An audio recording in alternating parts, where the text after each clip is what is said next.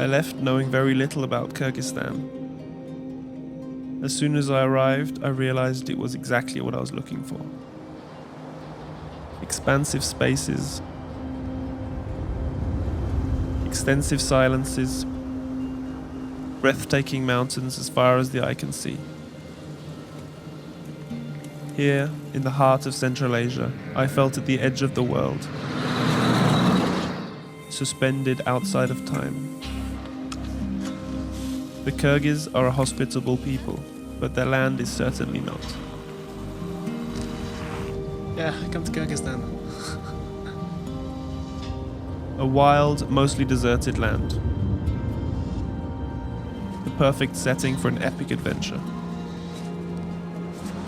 My name is Nelson Trees. A year ago, I traced a 1,700 kilometer long route for a bicycle race. It's been called the toughest race in the world.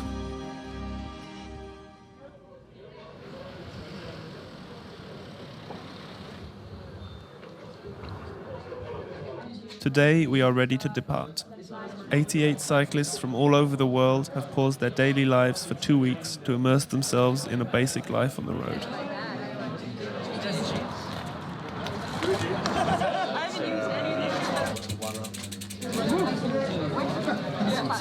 Buenos días. Salam. Just quickly. Who's gonna escort? Is there any security or stuff like this? Everything's in a dry bag, in a bag. In terms of security, every rider has a GPS tracker. You can follow the race online. Don't worry about it. And everyone. I'm just looking around thinking nobody else is on the mountain bike. So the start is right here in Bishkek. We are at the start. And the finish is going to be in Chongqing, and we're going to follow a 1,720 kilometer route through Kyrgyzstan. Yeah. I wasn't going to bring the gloves. No, sorry. I'm totally going to bring these gloves, and then I forgot. I do not know if this will be the toughest race. I did not set out to make it so, but I know this vast country. It will surely leave its mark on these riders, as it did on me. We are the ones sending them on their way. But from there on, it will be up for them to figure it out. Being an athlete is not what will win you this race.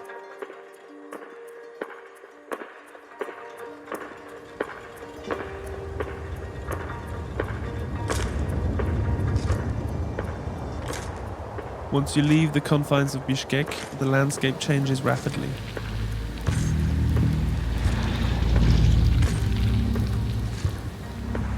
The land becomes increasingly uninhabited.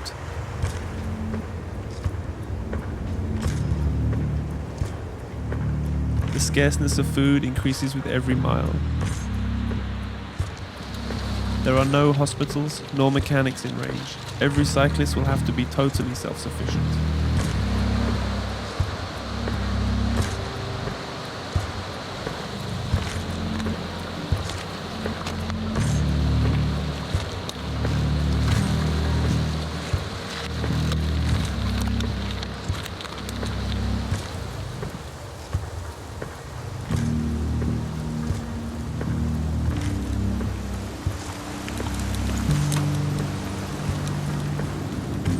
It is not us, but the mountains that reign over this magnificent area.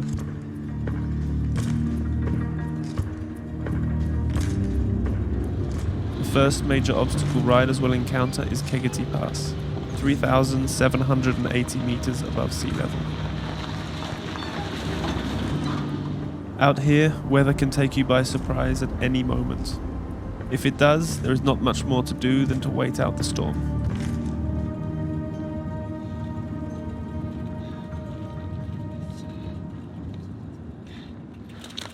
The first participant to reach us is Kim Remakers from Belgium. Brutal. With his extensive experience, he has been tipped as a favourite for this competition. Doing well, man.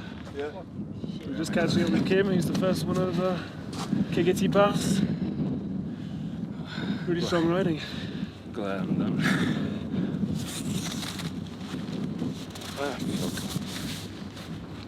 Another frontrunner is JP Tavari, 45 years old and a legend of endurance races. It's a party here. Yeah, there is. What's happening, David? Alright, I'm gonna let you be. You don't have to stop. Oh no, that's happening. I'm happy. Oh yeah, well Alright, shit, go for it. he's a smart one. Sit here and get cold. I'm good.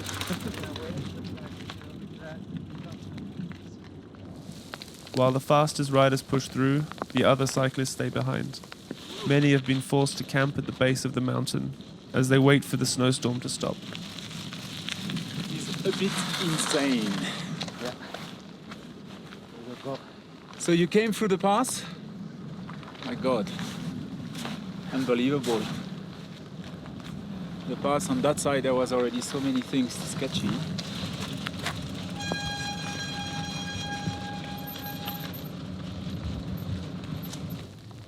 One of the last to push through the storm is the young Romanian Levente Bagali. Come on, man, you got this. Fucking hell.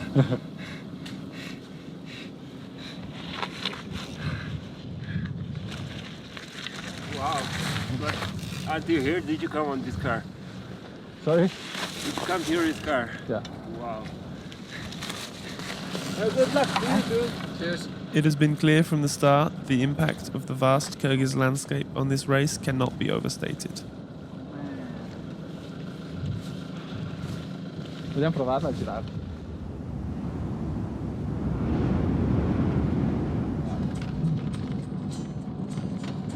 – 18 hours after departure, we descend towards Songkul Lake.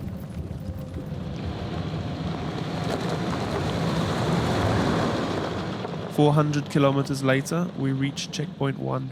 It is 2 o'clock in the morning. The only athlete to have made it here is JP Tavari. Is there food here? Yeah. Water? Yeah.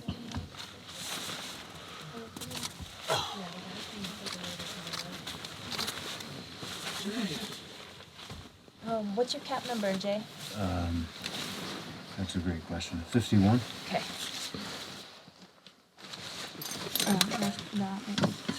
In general, people don't know what they're signing up for. Yeah, that was the thing. The big attraction for this year as well was The big attraction was coming here.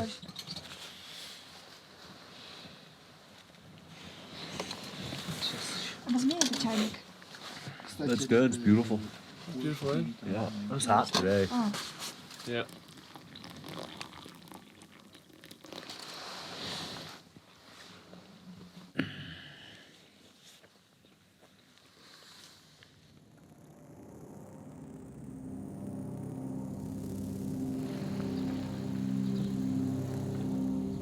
From the second day onwards, we realized the race will be intense for us as organizers as well.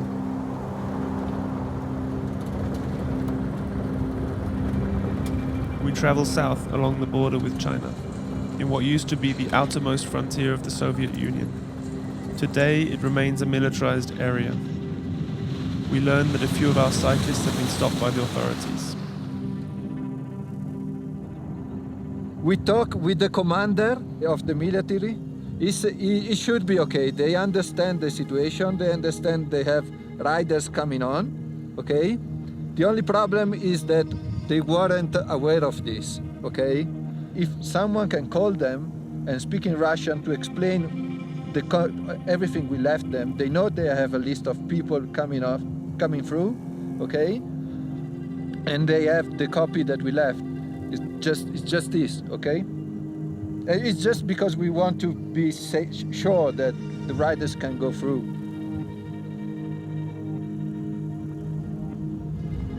At Kolsu, not far from the border, we set up checkpoint 2, 350 kilometers from checkpoint 1.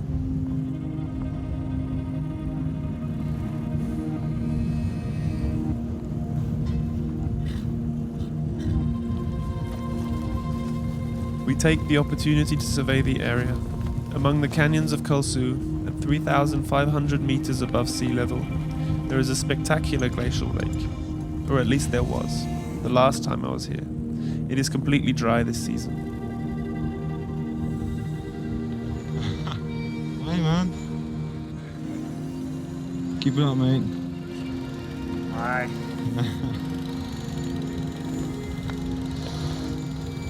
Jay is the first to reach Kolsu, remaining at the head of the race.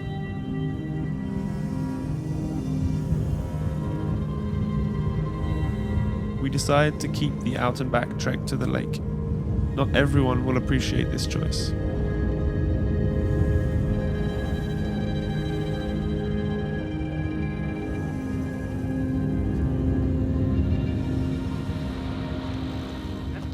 You didn't drive a lake? Was it nice? Yeah. How was the view? The mud pit. I haven't been there yet. So funny. Just a mud pit. Exactly, yeah. On the 5th day, Pierre and Kim reach checkpoint 2, making them second and third in the temporary standings. The others haven't been so lucky. Obstructed by unpredictable weather, health and mechanical failures, 14 participants have already chosen to scratch. All was going well until a certain point when the wind changed and a thunderstorm came. We got hailed upon. What do you call that? Apologize. And then I got cold. Had to hide in one of those Sewage, yeah, one of those big sewage pipes underneath the road. It just fit it, so we just squat a little bit until the worst part was over. So after that, yeah, we just got cold, and then rode all the way up here. Had a good night's sleep. That's it.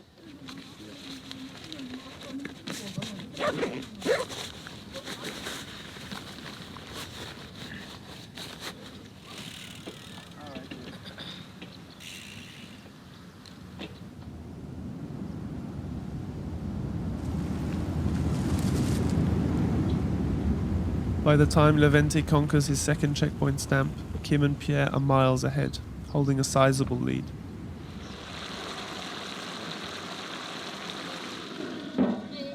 When I was at that checkpoint, I checked the distance. Oh, it's 100 kilometers to this checkpoint. I can make it easily, and I barely made it at midnight.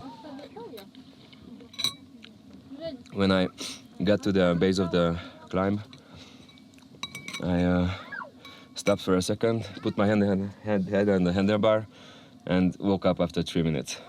I literally slept like standing, so. And I was soaking wet, so I knew that I just have to come up. There's a warm yurt waiting for me here.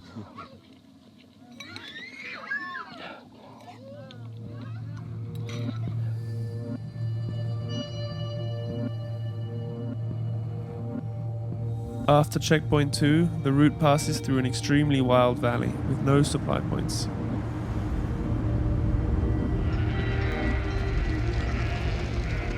Six days from the start of the race, 25 cyclists have dropped out.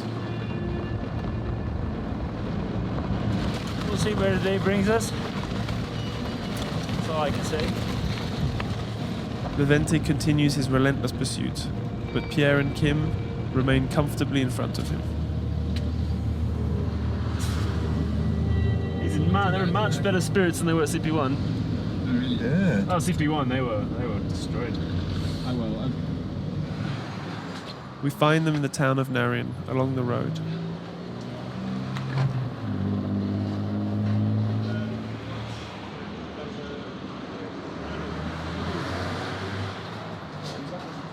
Pierre and Kim decide to stop, unaware that Levente is catching up.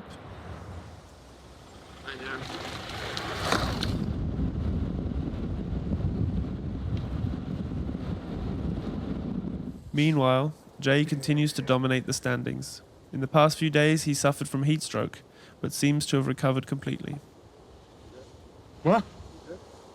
I'm pretty good. Decent night. About 9,000 feet or something. I got up there a little bit. Slept about 4 hours.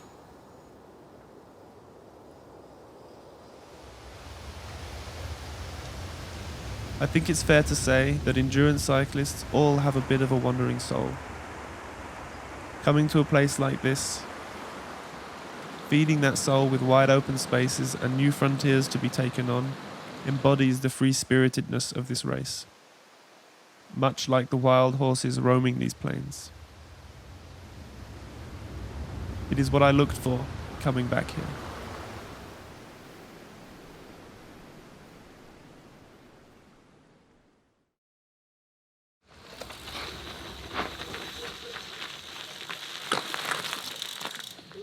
Jay is the first to reach Chichkan on Lake Isikul, the third and final checkpoint. I'm pretty wasted. Some beer? No, I don't want to get wasted. I'm already wasted. But I would love some, do you have a Coca-Cola? Or is that probably asking too much? Tea would be awesome, please. Come inside. Okay, thank you. Oh.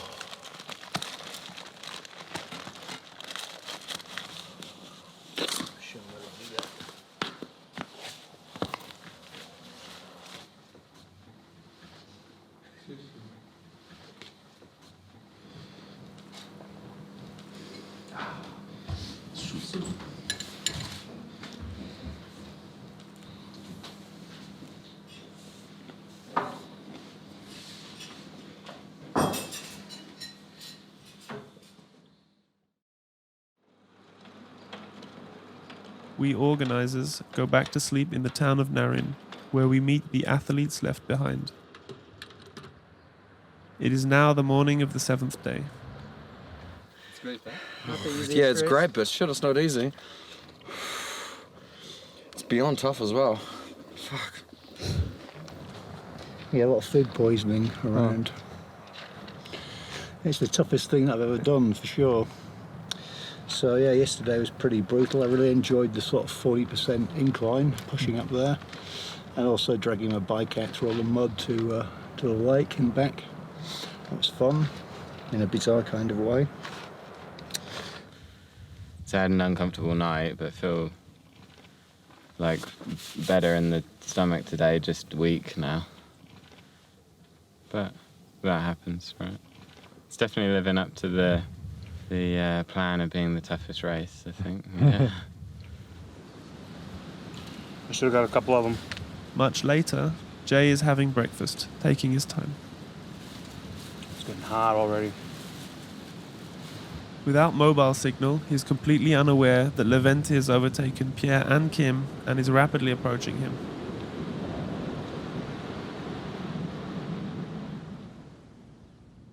We are reaching one of the most brutal passages of the race, Tossor Pass at 3,800 meters altitude.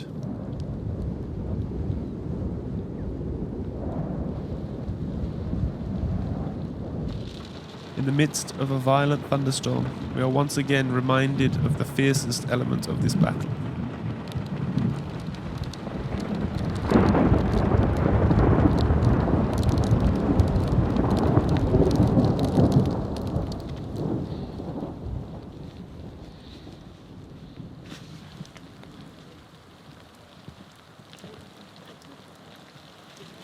Almost there, man. Almost there. And that's what I like to know. Jay reaches the pass after the storm, descending smoothly into Arabelle Valley. I do these things for a lot of reasons, and they're super hard, but so powerful. The hard times are so worth it in the end.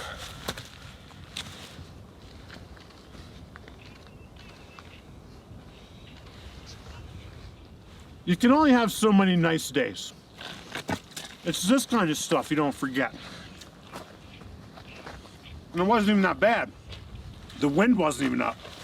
The wind's up, and you're like, whoo. All right, we'll see you guys. Cheers, man.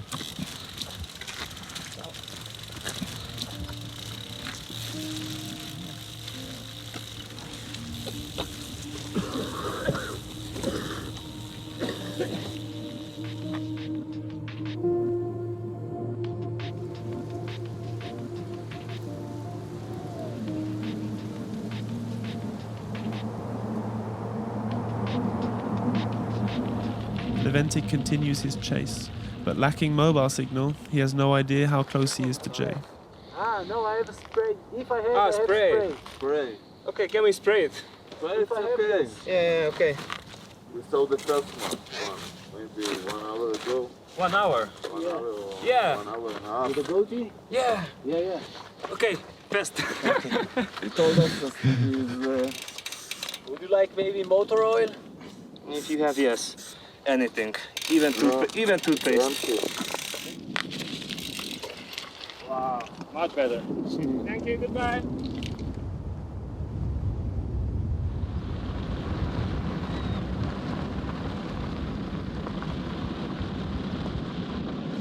I don't know, did you guys realize there was about 100 kilometers of washboard that was hell? I thought I was gonna be here pretty quick, but I had to stop and I just had a tough day. Felt good though to get out of there, that's for sure.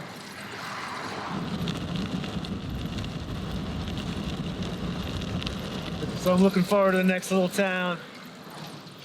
I'm even thinking about guest house in my brain. I'd rather do it and feel good than do it and feel like a turd. It's not good strategy. I think I have some time. Yeah.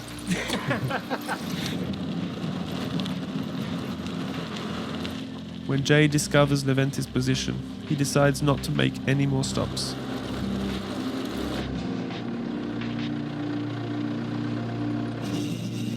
Despite Leventis' increasing neck pain, he pushes on, and the pursuit between the two goes on throughout the night.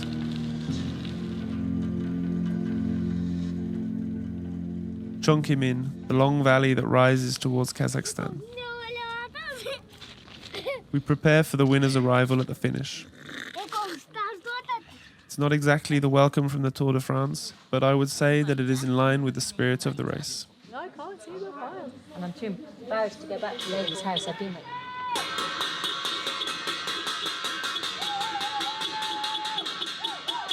After 1,721 kilometers traveled, J.P. Tavari is the first to cross the finish line.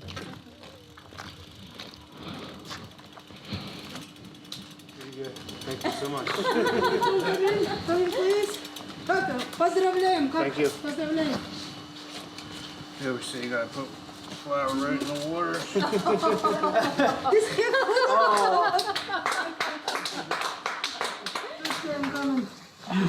Yes. I see you're the worst thing right now. Not in my brain. But this is a race? And it started in, I guess, New York?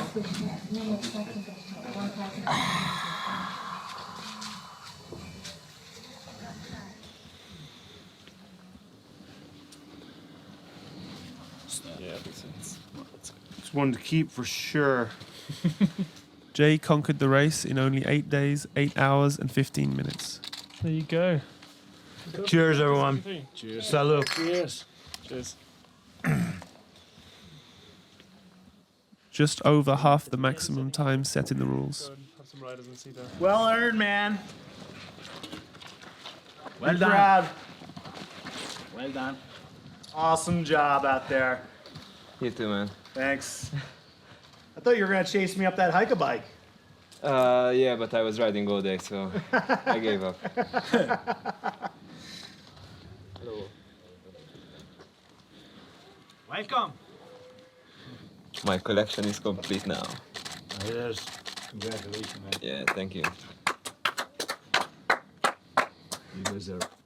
Thank you. Excellent. Congratulations.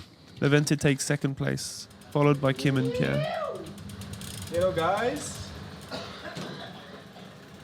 Only a third of the participants will succeed in reaching Chongqing, fewer than expected. Bring on a beer. Yeah. Oh, you guys are going to hold on and chase me down. I do not know what the future of this race will be. I hope that in the coming years we will return and hold the same spirit of this first journey. It was not just a challenge between athletes, but an adventure in which the landscape dictated the rules.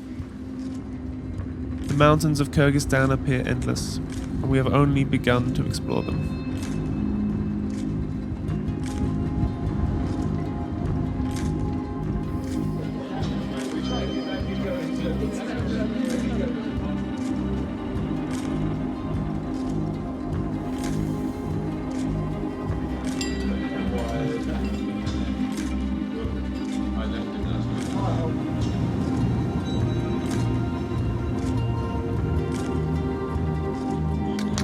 Who's your daddy?